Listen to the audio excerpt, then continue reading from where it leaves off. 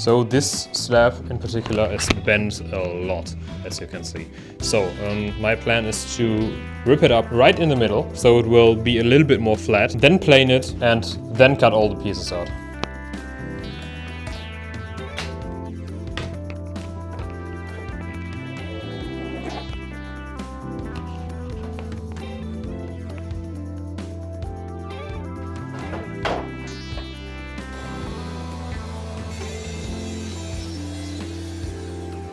And now, as you can see, it's already way more flat, so this way we just save some material.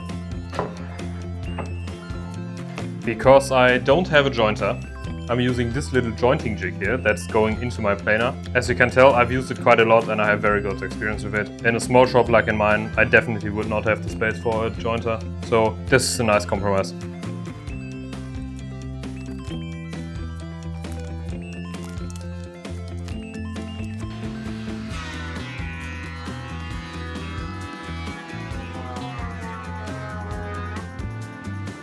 Now that this side is totally flat, we can now just pop it off and put the other side through the planer now.